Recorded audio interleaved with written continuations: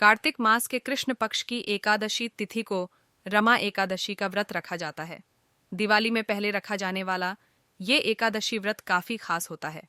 इस दिन भगवान विष्णु के साथ माता लक्ष्मी की पूजा करने से सभी मनोकामनाएं पूर्ण हो जाती हैं और सुख समृद्धि की प्राप्ति होती है। रमा एकादशी के दिन विधिवत पूजा करने के साथ व्रत रखते हैं। इसके साथ ही व्रत के दौरान इस व्रत कथा को पढ़ना या फिर सुनना चाहिए।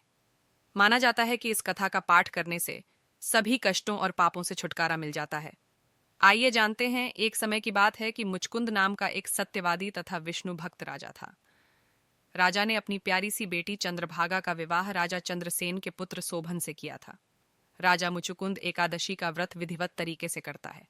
इतना ही नहीं, उसकी प्रजा भी एकादशी के नियमों का अच्छी तरह से पालन करती थी। एक बार कार्तिक मास के दौरान शोभन ससुराल आया। उस दिन रमा एकादशी का व्रत था।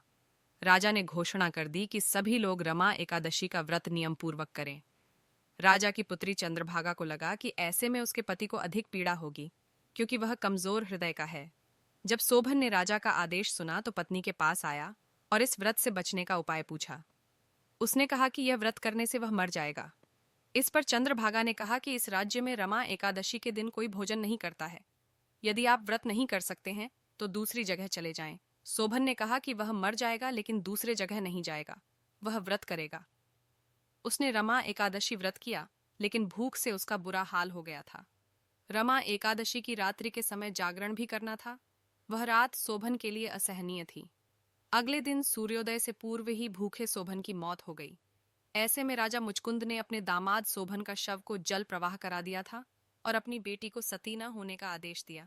उसने बेटी से भगवान विष्णु पर आस्था रखने को कहा। पिता की आज्ञा मानकर बेटी ने व्रत को पूरा किया।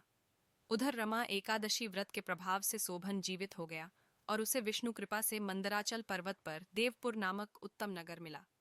राजा शोभन के राज्य में स्वर्ण, मणियों, आभूषण की कोई कमी न थी।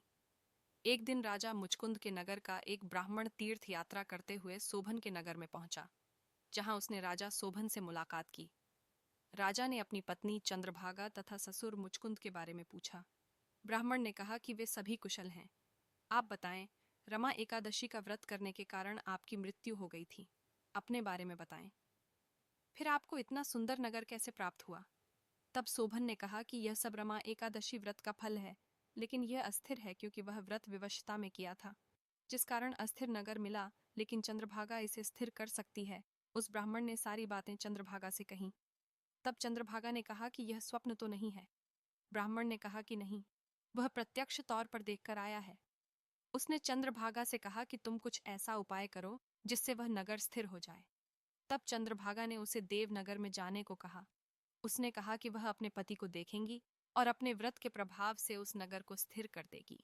तब ब्राह्मण उसे मंदराचल पर्वत पर वामदेव के पास ले गया।